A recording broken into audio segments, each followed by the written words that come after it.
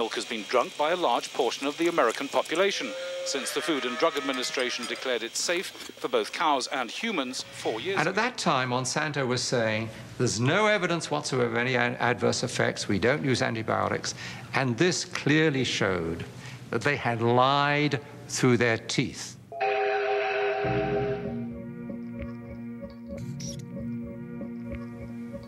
The files described areas of chronic inflammation in the heart, lung, kidney, spleen, also reproductive effects, also a whole series of other problems. The most comprehensive independent assessment of the drug concludes that BST results in unnecessary pain, suffering, and distress for the cows. This is not acceptable for a drug designed simply to increase milk production. It is a silly product. The industrial world is awash in milk. We're overproducing milk. We actually have governments around the world who pay farmers not to produce milk. So the first product Monsanto comes up with is a product that produces more of what we don't need. Of course, you'll want to inject Posilac to every eligible cow, as each cow not treated is a lost income opportunity. But the problem was that use of the artificial hormone caused all kinds of problems for the cows. It caused something called mastitis, which is a very painful infection of the udders. When you milk the cow, if the cow has bad mastitis, some of the, and I don't know how to say this in a, I hope people aren't watching at dinner time, but the pus from the infection of the udders ends up in the milk, and the somatic cell count, they call it, the bacteria count inside your milk goes up. There's a cost to the cows.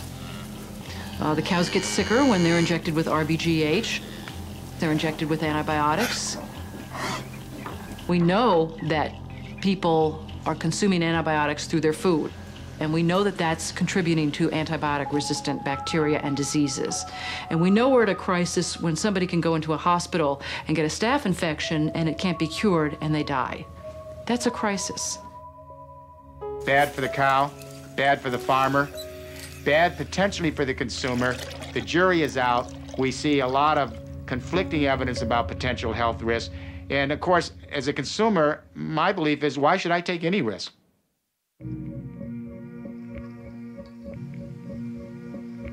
Factory farm cows have not been the only victims of Monsanto products. Large areas of Vietnam were deforested by the U.S. military using Monsanto's Agent Orange. The toxic herbicide reportedly caused over 50,000 birth defects, as well as hundreds of thousands of cancers in Vietnamese civilians and soldiers, and in former American troops serving in Southeast Asia. Unlike the Vietnamese victims, U.S. Vietnam veterans exposed to Agent Orange were able to sue Monsanto for causing their illnesses. Monsanto settled out of court, paying $80 million in damages, but it never admitted guilt.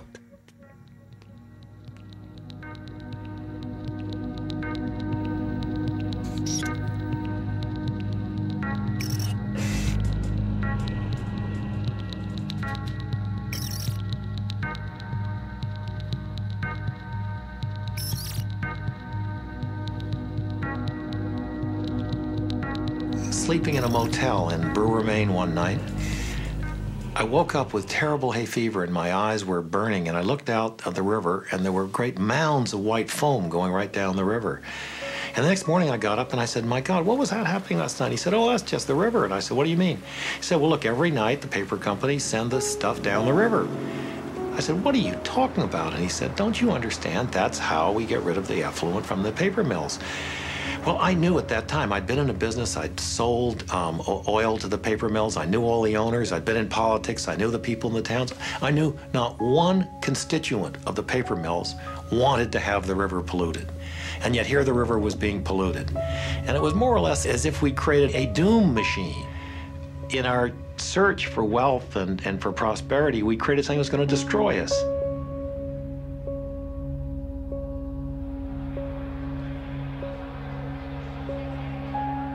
The traders who are involved in the market are not guys whose moral fiber when it comes to environmental conditions are going to be rattled at all. They're seeing dollars and they're making money. Brokers don't stay away from copper because it violates their religious beliefs or their environmental policies. No. When you think about it, but it's fleeting. It really is a fleeting moment. It's like, you know, yeah, oh yeah, well, the town's being polluted down there in Peru, but hey, this guy needs to buy some copper. And getting paid a commission too. Our information that we receive does not include anything about the environmental conditions.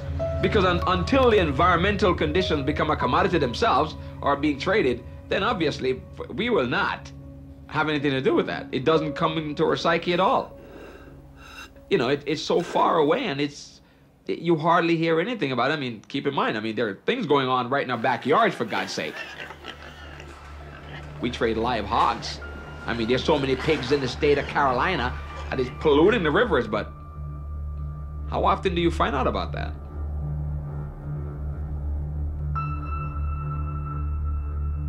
At Multinational Monitor, we put together a list of the top corporate criminals of the 1990s. We went back and looked at all of the criminal fines that corporations had paid in the decade.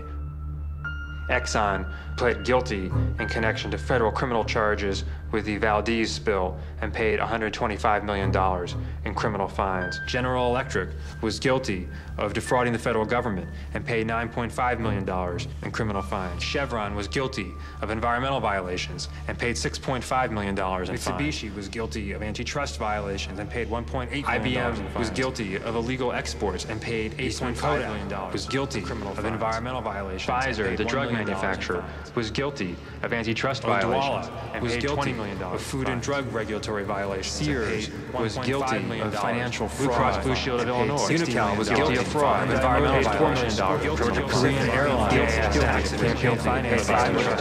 It paid $250,000. Hoffman LaRouche guilty of an antitrust violation. Paid $500 million in criminal fines.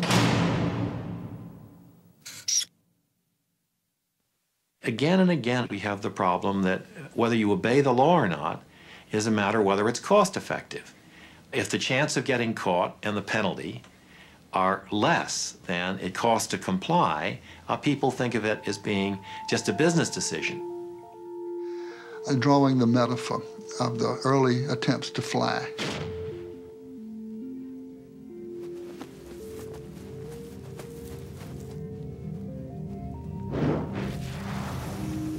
The man going off of a very high cliff in his airplane with the wings flapping, and the guy is flapping the wings, and the wind is in his face, and this poor fool thinks he's flying, but in fact he's in free fall, and he just doesn't know it yet because the ground is so far away.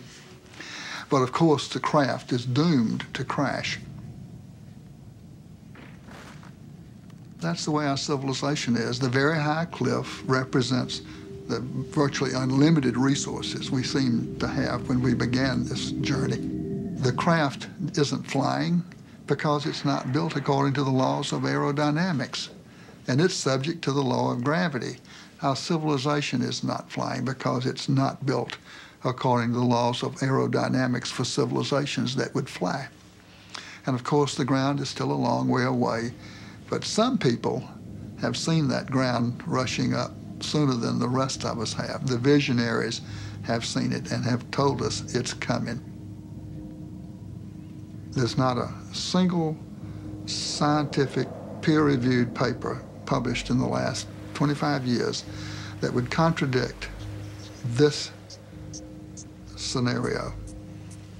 Every living system of Earth is in decline. Every life support system of Earth is in decline. And these together constitute the biosphere that supports and nurtures all of life, and not just our life, but perhaps 30 million other species that share this planet with us.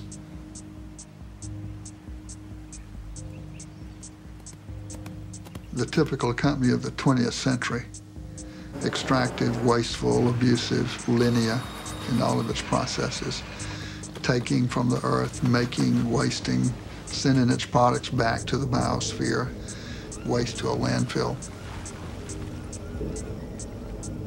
I myself was amazed to learn just how much stuff the earth has to produce through our extraction process.